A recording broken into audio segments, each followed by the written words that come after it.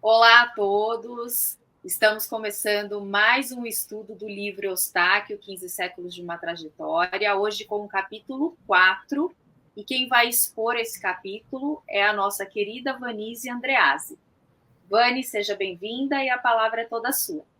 Esse capítulo 4 é muito especial, traz muitos ensinamentos para a gente, e vou fazer uma sinopse do capítulo, e você vai fazendo os apartes conforme achar necessário, tá bem, Julie? Tá bem.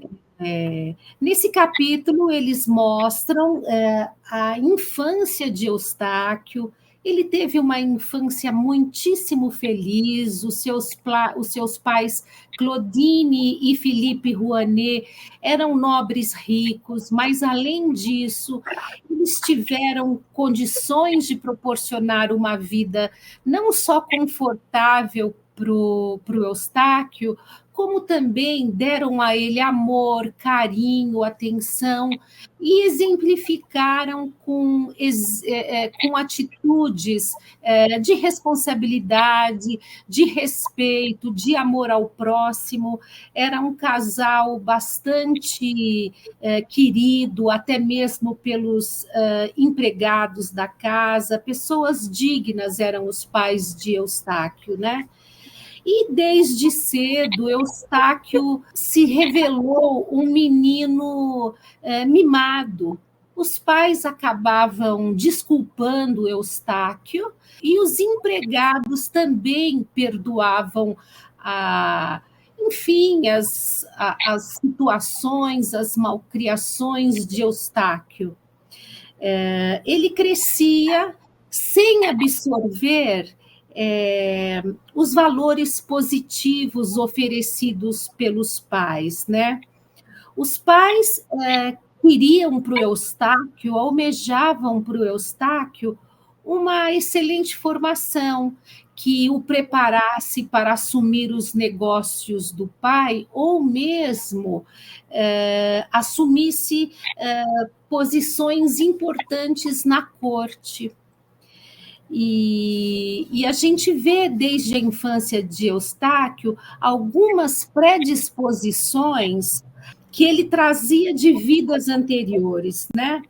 Ele era acometido por sensações estranhas, vibrações negativas, que pareciam afastá-lo daquele ambiente de amor, de respeito, aquele ambiente ideal que existia no seu lar.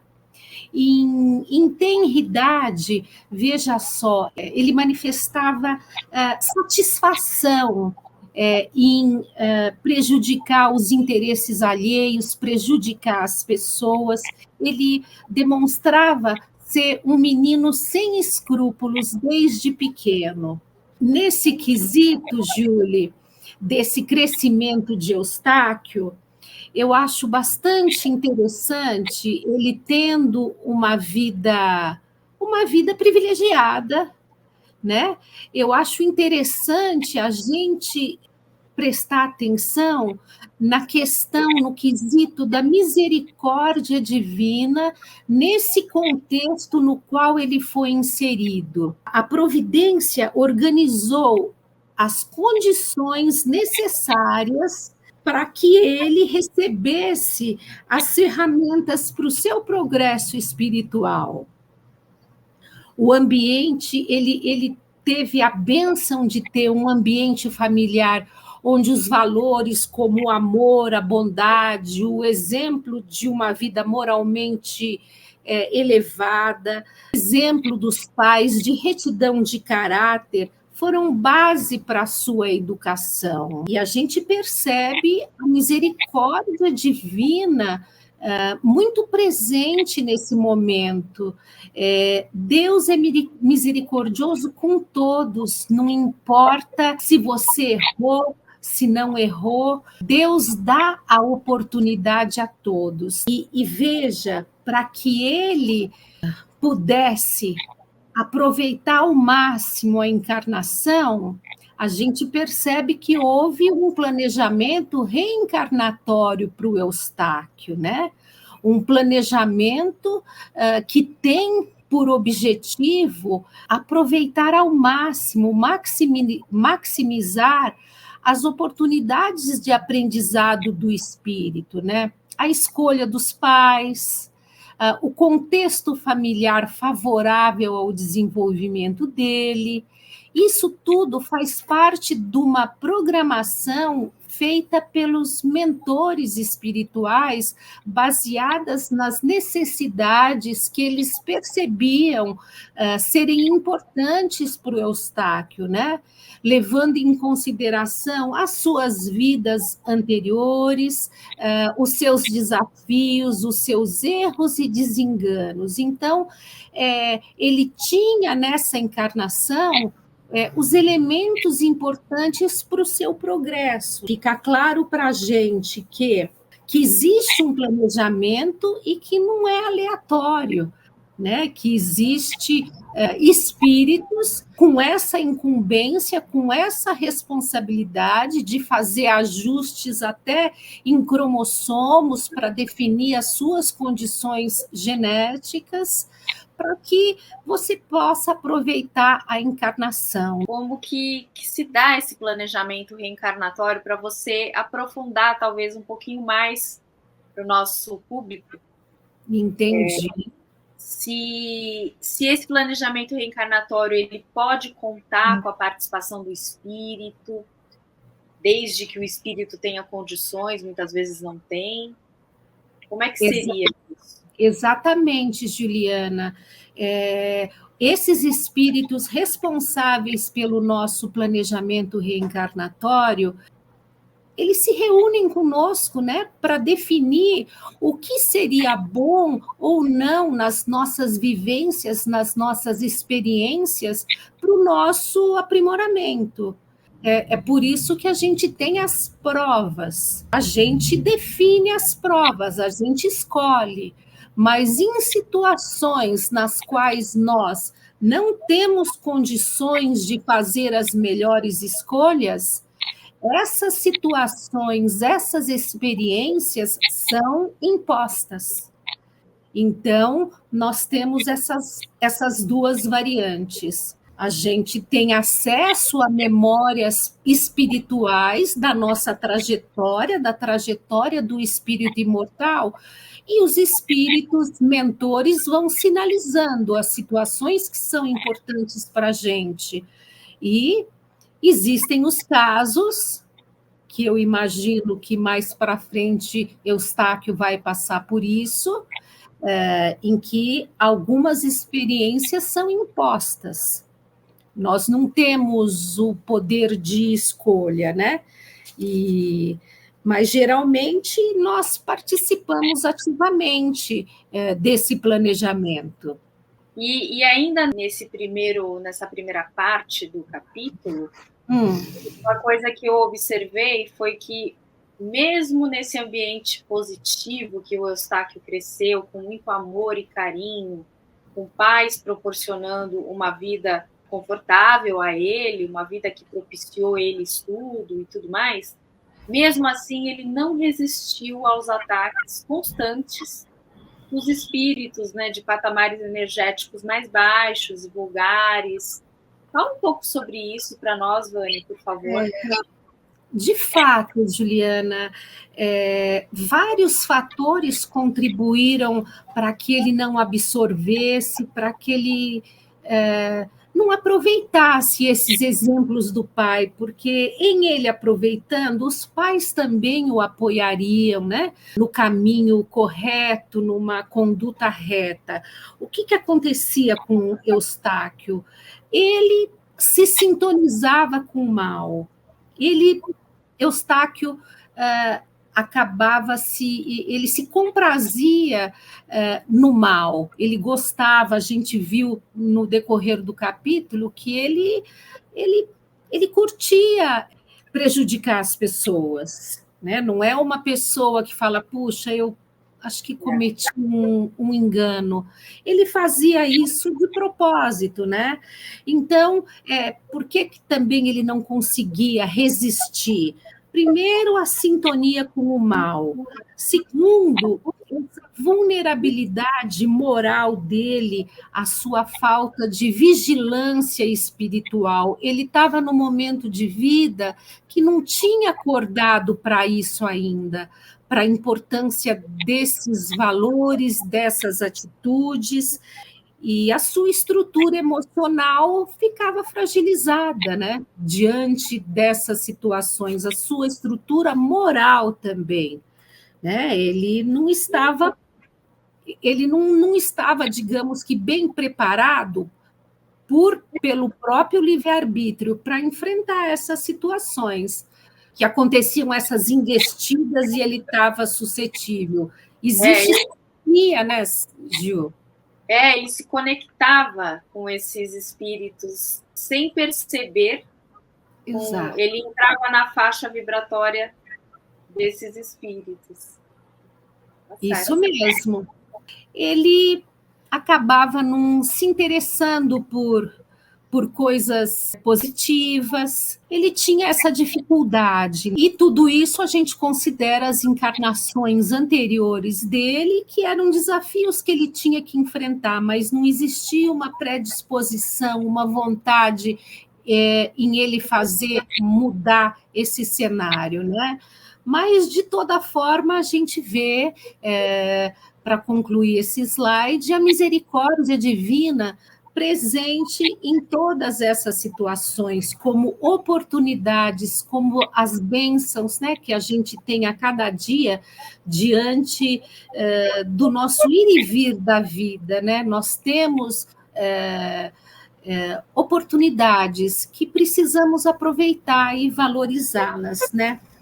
Existe uma passagem sobre a enfermidade. Durante o crescimento de Eustáquio, aos 15 anos aproximadamente, ele foi acometido por uma grave doença que, em verdade, era a tuberculose. Ele foi desenganado pelos melhores médicos da corte de toda a Europa. Naquele momento, a medicina acabou desenganando Eustáquio. Eles não conseguiriam curar a tuberculose que ele tinha, que era, em verdade, fruto da sua própria invigilância, digamos assim. A mãe de Eustáquio, a dona Claudine Rouanet, tinha uma dama de companhia muito dedicada, devotadíssima à família Rouanet, a quem muito ela respeitava. E essa dama de companhia, mediante ao diagnóstico médico de que não havia cura para a enfermidade, ela insistiu com a mãe de Eustáquio para que eles viajassem, fossem em busca de um tratamento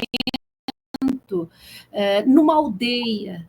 A Gertrudes era uma pessoa bastante generosa, ela tinha alguns princípios morais desenvolvidos, ela sabia que as coisas não aconteciam por acaso, e ela quis levar Eustáquio para se tratar numa pessoa que ela conhecia. A Gertrudes tinha uma formação cristã, e ela foi buscar, junto desse amigo que dirigia um trabalho de amparo espiritual, ela levou Eustáquio para esse lugar. Essa casa onde ela levou Eustáquio, abrigava um grupo de orações extremamente simples. As pessoas que frequentavam, que participavam desse grupo de orações, eram simples também.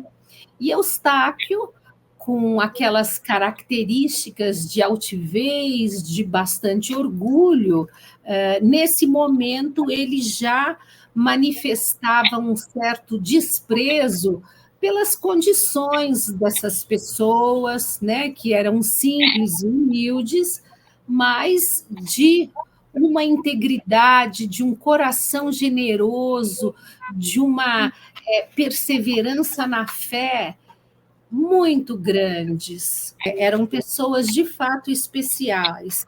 E, embora o senhor Genivaldo, que era o coordenador, o responsável por esse grupo, embora ele se desdobrasse em gentilezas, Eustáquio era rude com ele, né?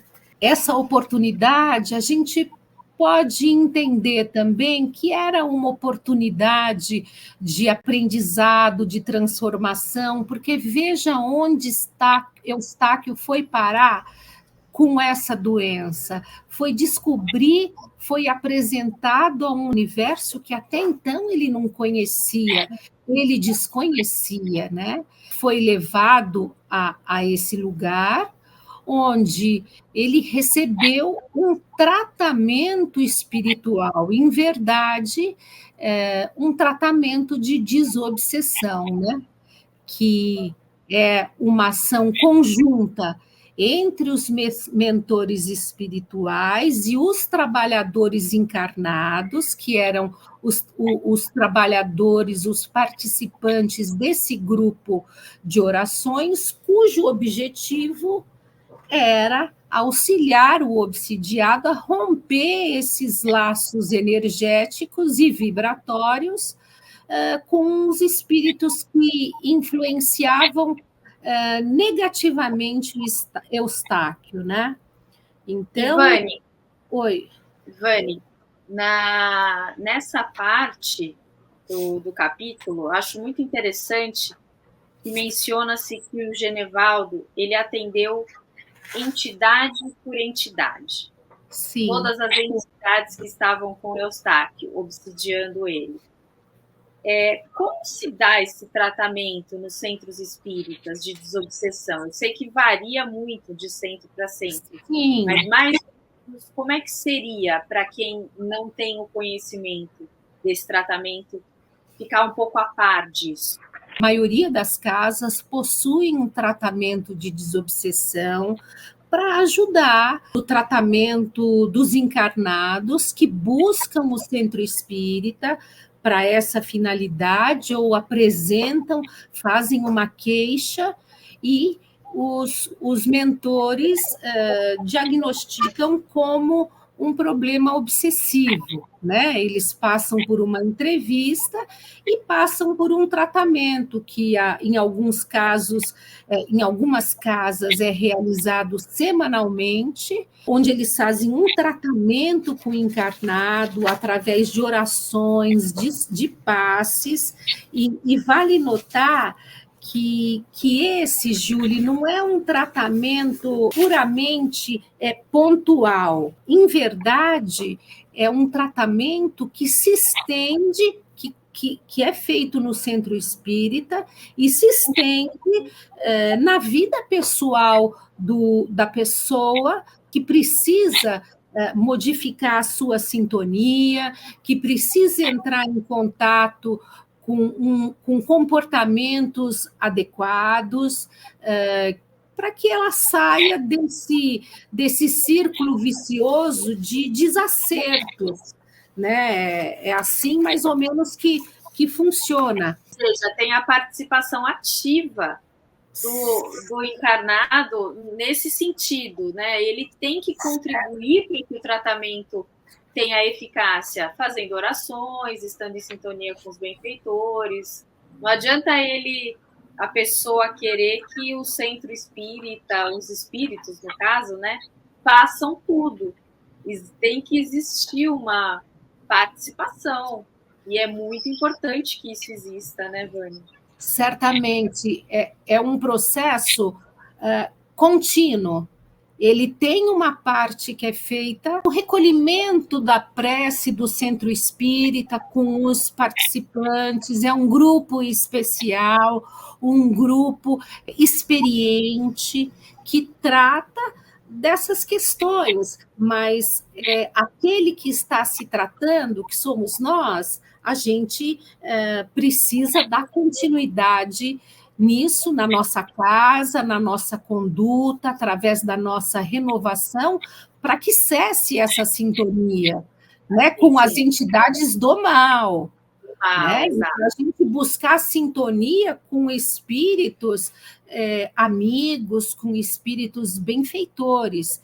É esse o objetivo, né? Porque eles afastam os espíritos nesse momento de tratamento, mas se você volta a fazer tudo errado, a pensar as mesmas coisas, a se desequilibrar, para entrar nesse circuito de desequilíbrio, você volta a atrair essas mesmas entidades, né? Diga-se de passagem que não somente o espírito encarnado passa pelo tratamento, passa também pelo tratamento o obsessor, né? Que tem contato com uma outra realidade, os mentores mostram para eles o caminho do perdão, a modificação de atitude. Então, é um trabalho bastante sério, imprescindível nos tempos atuais. Você veja, o Eustáquio estava no século V, nem tinha passado pela codificação,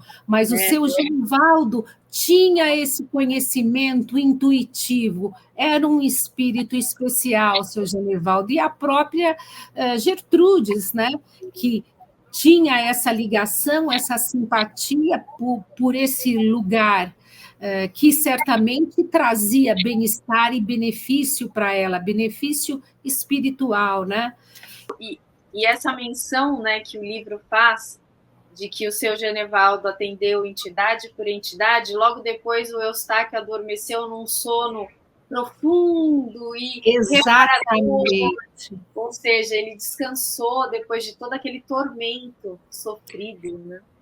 Ele descansou bastante, Julie, e, enfim, após esse adormecimento e essa recuperação física e espiritual dele também, você veja, ele teve a chance, a bênção de receber esclarecimentos do seu Genivaldo e algumas revelações, né? Os espíritos nem sempre podem revelar algumas coisas para a gente, né? É uma bênção o esquecimento do passado, mas nesse caso ele deu algumas informações cruciais para que ele não voltasse a se equivocar, a errar.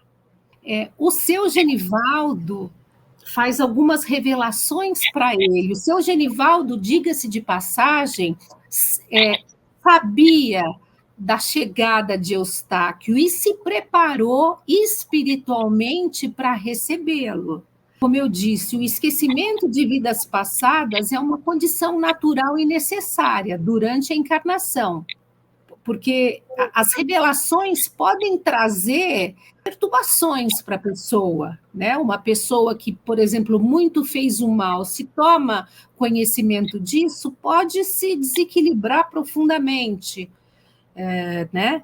E quando as revelações são feitas de forma parcial, gradativa, como aconteceu com Eustáquio, permitiu, de forma mais clara, que ele compreendesse, percebesse as inclinações que ele trazia, né? Então, os espíritos disseram para Eustáquio para que ele pudesse se fortalecer contra as investidas do mal, né?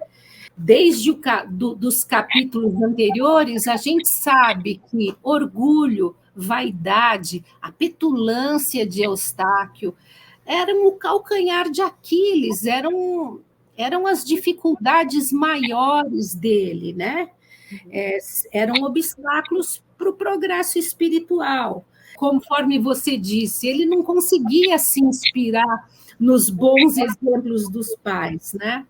Então, Genivaldo, imbuído do esclarecimento que ele recebeu dos mentores, ele disse para o Eustáquio, de forma clara e objetiva, para que ele jamais seguisse a carreira militar, pois esse caminho estaria desgraça dele, né? Que Eustáquio tinha inimigos de outras vidas e ele não deveria se dedicar, se aplicar à guerra, à vida desregrada, ao materialismo, aquele materialismo cego dele, né? Ele ouviu isso tudo com indiferença, não ligou para nada disso, sem tampouco perceber que ele não tossia mais, que ele estava mais disposto, e que ele estava curado da tuberculose. O coração de Eustáquio continuava rígido como uma rocha, sem a mínima gratidão pela cura, pelas orações que ele recebeu. Ele atribuía a melhora dele à mudança de ares, que ele saiu de um lugar, foi para o outro. Ele atribuiu a isso porque ele estava preso a um materialismo, a um ceticismo cego. Vani, nos dias de hoje, nós temos, desde Eustáquio no século V até os dias de hoje, nós temos muitas pessoas que são extremamente racionais, buscam uma explicação racional da sua eventual cura, melhora, como Eustáquio. Não se entregam à vida espiritual, que é a verdadeira vida. É muito triste isso, porque as pessoas, esses espíritos que são dessa forma, extremamente racionais, eles perdem a oportunidade de se conectar com essa energia espiritual e se fortalecer nela. Eu vejo isso muito ainda hoje. A pessoa quer ter controle de tudo, né, Julie? Ela não assume, ela não tem a convicção de que existe algo superior conduzindo com perfeição tudo aquilo que foge aos nossos sentidos, né? Então, isso são processos individuais, eu entendo assim, sabe, Julie? Cada um vai ter um momento em que vai acordar para o espiritual. De alguma forma vai, a gente não sabe em que circunstâncias, mas hoje em dia é comum, é extremamente comum encontrar pessoas que não aceitam a realidade espiritual, procuram. É lógico que tem que buscar explicações científicas, racionais, para uma série de coisas, mas para algumas não tem essa explicação. Então, vale a questão também espiritual. Um convite à reflexão para cada um de nós de como a gente lida com a espiritualidade nos diversos acontecimentos das nossas vidas. Importante isso, Júlia. Hoje em dia, médicos têm mostrado, estudado nas universidades a importância do passe nos tratamentos espirituais, a importância daqueles que oram, eles fazem experiências com pessoas enfermas, aqueles que recebem orações, aqueles que eles próprios oram, e grupos que não estão nesse contexto. E eles percebem melhoras significativas. Para muitas coisas, é bom que tenha e tenha explicações científicas e racionais, mas aquelas que não têm, Ju, só nos resta essa explicação de caráter espiritual, né? Inclusive, Vani, para quem ainda não tem esse conhecimento, a Organização Mundial de Saúde, ela incluiu a dimensão espiritual no seu conceito de saúde, concluindo que é o estado dinâmico de completo bem-estar físico, mental, espiritual e social, e não apenas a ausência de doença ou enfermidade. Ou seja, quando o Eustáquio foi curado da tuberculose, não fazia ideia que isso tinha sido um tratamento espiritual, mas, no mínimo, ele poderia ter sido grato ao seu Genevaldo. Mas é o momento em que ele se encontrava, né, Julie? Infelizmente, para ver as nossas dificuldades, né? Durante a nossa trajetória, a nossa vida física mesmo, se você olha para trás uma atitude que você tinha aos 20, você acha que poderia ter, enfim, feito melhor, poderia ter uma atitude mais mais equilibrada, mais ponderada, mas no calor da juventude a gente comete equívocos. Então, imagino que seja algo parecido com as encarnações. Mais para frente a gente vai olhar para o passado e ver, puxa, mas quanto erro crasso e tão simples, né? Espero que o dia chegue nesse ponto. E o mais importante é aprender com os nossos erros e com os erros dos outros, que o exemplo nos sirva de aprendizado, para que não cometamos os mesmos erros, os nossos, que já cometemos, e vendo os do próximo também que possamos não cometer os mesmos erros. Né? Prosseguindo, né, ele, depois desse episódio, volta para sua casa. Os pais ficam bastante felizes com a recuperação física dele. O tempo passa e Eustáquio dá início à sua carreira militar. Ignorando o Genivaldo. Totalmente. Os conselhos. Sentia-se muitíssimo realizado com essa carreira. A sua ânsia por poder crescia cada vez mais, e ele, em curto espaço de tempo, foi um dos oficiais mais promissores, famosos do reino, recebendo as melhores e maiores posições de comando naquele reino. Ele segue em frente, promovendo investidas militares bastante violentas, passa a saquear regiões para tomar terras e começa a fazer pactos, até mesmo com a igreja, para passar propriedades para a igreja e cada vez mais dominar mais e mais terras, né? A sua fortuna, ele já vinha de uma família rica, mas a sua fortuna crescia de forma exponencial e a sua fama de militar arrogante, orgulhoso, altivo e déspota era sentida e temida por todos. Ele recebe mais conselhos, dessa vez da sua mãe, que identifica que ele estava indo para um caminho equivocado, que poderia sofrer graves consequências por essa escolha que ele fazia.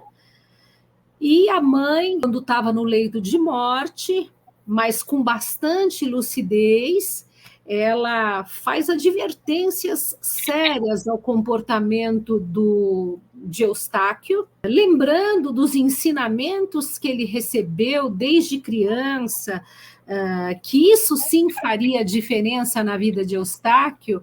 Entretanto, Eustáquio era indiferente, ele era resistente a esses conselhos, a essas informações, né? Ela e o pai gostariam que ele tivesse uma posição até de destaque na corte, mas não na carreira militar, destruindo famílias, saqueando, tomando terras, né, nessa luta por disputas de poder e de dinheiro, né? E ele acabou se tornando uma pessoa temida e odiada, né? Ele tinha essa fama, né? Ele não aceitou as considerações da mãe, como também não aceitou lá atrás as considerações de Genivaldo. Ele achava que isso tudo era fruto de um delírio que antecedia a morte da mãe e seguiu nesse caminho equivocado, né? É triste, né? Porque a pessoa recebe todo esse preparo e dispensa essa oportunidade valiosa que tem em mãos, né? Infelizmente, o Eustáquio teve que aprender a duras penas. Nós vamos ver aí nos próximos capítulos como é que foi todo esse processo. Exatamente. nessa trajetória de Eustáquio, ele participava de festas, de encontros na corte, e em algum momento, quando ele tinha 35 anos, ele já tinha atingido o mais alto posto na sua carreira, e numa festa da corte, ele conheceu a jovem Patrícia, uma moça rica, dotada de uma beleza ímpar, é assim que eles comentam no livro, por quem ele se apaixona perdidamente, e depois de 6 meses eles já estavam casados.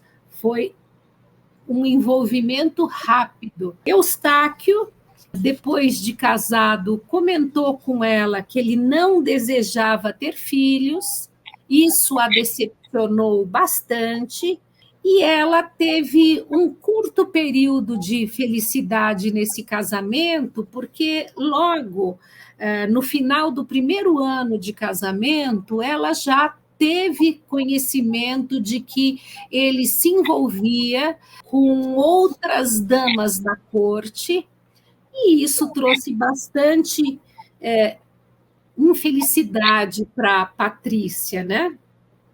Ficou bastante desgostosa, e Patrícia era uma moça muito bonita, e ela acabou despertando o assédio de muitos pretendentes também na corte, inclusive do rei Clovis, que era quem ordenava, quem solicitava os trabalhos do militar Eustáquio, né? Então, era Eustáquio quem ele enviava para missões difíceis, desafiadoras, e Eustáquio sempre voltava trazendo os louros da vitória. O rei Clovis se envolveu com nada mais, nada menos, a esposa de Eustáquio, a Patrícia. De um outro lado, Eustáquio ficava tranquilo quando ele saía para essas jornadas, esses trabalhos militares, porque ele achava que ela estava protegida pelo rei, por todo aquele status quo, aquele ambiente, mas, em verdade, a esposa dele estava se envolvendo com o rei. Nesse relacionamento que tiveram, ela ficou grávida, e somente Patrícia sabia que esse filho era do rei Clovis e não de Eustáquio. Essa passagem, Vani, me lembra muito o capítulo 22 do Evangelho segundo o Espiritismo, que fala sobre o divórcio. Ele fala pontua muito a questão do adultério, que apesar de ter acontecido aqui no livro, entre a Patrícia e o rei Clovis, relacionamento extraconjugal, no qual ela traiu Eustáquio, não é esse o objetivo, mas o que eu vejo, esse casamento entre eles, entre Eustáquio e Patrícia, apesar de ter sido uma paixão fulminante de Eustáquio, não foi uma união sincera, na afeição sincera, que é como esse capítulo 22, que fala do divórcio, diz, né? Não existe adultério onde reina a sincera afeição recíproca.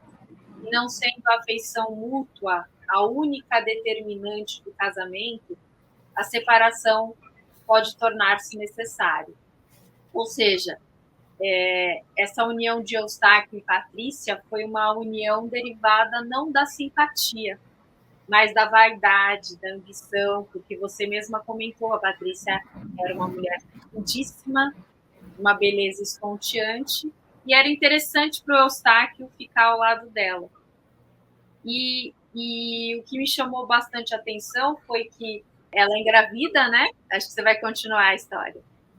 Ela fica grávida, somente ela sabe que o pai da criança que ela espera é o rei, e Eustáquio durante toda a sua vida, não tomou conhecimento disso, ele tampouco imaginou que o filho não fosse, que ele não fosse o pai daquela criança.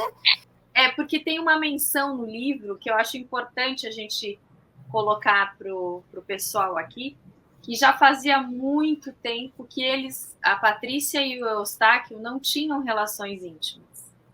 Já fazia Exatamente. Ele se ausentava por um período grande de tempo, mas em momento algum ele questionou, puxa, mas a gente estava separado, eu fiquei fora tanto tempo, e isso não passou pela cabeça dele. Ele, um homem tão inteligente, rápido no raciocínio, isso não passou pela cabeça dele. Porque ele estava totalmente dominado pelo orgulho e pela vaidade, então... Exatamente. É um relacionamento onde faltava confiança, num curto espaço de tempo ela identificou que ele tinha outros relacionamentos extraconjugais, existia uma explosão emocional por parte da Patrícia, onde ela acumulava os sentimentos. Eustáquio, em razão da carreira militar, ele passava muitos períodos, longos períodos fora de casa, por vezes meses, e sem nenhuma aproximação com a esposa, e nesse período ela fica grávida. O pai é o rei Clovis, mas ele, em momento algum, questiona ou faz alguma ligação sobre esse fato. Ele assume que ele vai ser pai e sem questionar absolutamente nada. Né? Ele só vai ter conhecimento de que Guilherme não é filho dele depois que ele morre. Né? Depois da morte, ele fica revoltado, pois ele foi enganado. Um homem altivo, orgulhoso, vaidoso, que foi enganado. Então, ele se sente humilhado diante dessa situação.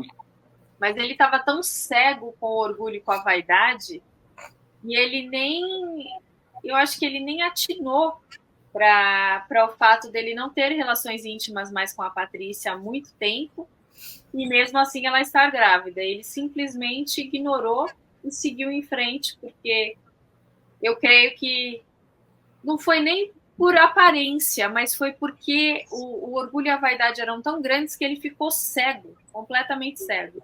Isso nem passava pela cabeça dele, ele não admitia que um homem na posição dele tenha sido trocado, traído. Não era uma questão de convicção, de desconfiança. Ele acreditava que ele era mais ele, que isso não aconteceria com esse homem altivo, orgulhoso, petulante. Concluindo, esse capítulo termina nessa parte, onde ele parte e toma conhecimento das situações que aconteceram na vida dele, e fica uma reflexão para a gente de uma coisa que eu acho muito, muito importante, que traz bastante otimismo, esperança para todos nós, que é a questão, desde o nascimento até o fim da vida de Eustáquio, a misericórdia divina presente nas mais diversas situações da vida dele, a transparência com que a gente vê o planejamento reencarnatório de Eustáquio, com tudo aquilo que ele tinha feito no passado. Apesar dos inúmeros erros, ele teve uma oportunidade de importância que foi cuidadosamente delineada, traçada com esses mentores espirituais. A gente vê a providência nas diversas fases do espírito, né? Não importa quem é, o que fez, Deus é presente em todas as situações e em todos os momentos, né? nos traz as reflexões sobre as enfermidades, né? A gente refletir sobre isso, até que ponto isso é um reflexo do passado, até que ponto, o que eu posso fazer para aproveitar esse momento, desgastar essas faixas espirituais que chegam até a gente, a importância e os recursos que temos quando encarnados, a importância da oração, a importância de uma sintonia com esferas equilibradas, com espíritos amigos, benfeitores espirituais, e não situações desequilibrantes na nossa vida.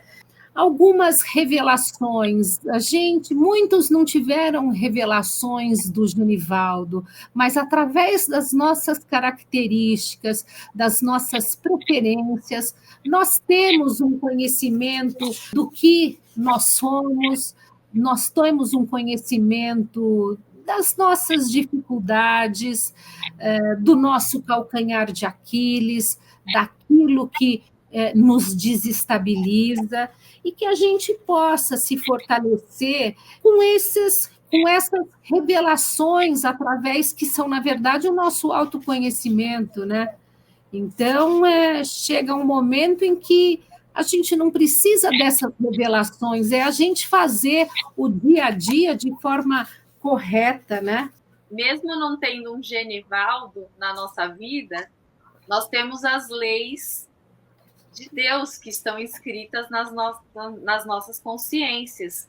E é aquele alertazinho que sempre acaba acontecendo quando a gente está indo para um caminho errado. Sempre tem um alerta.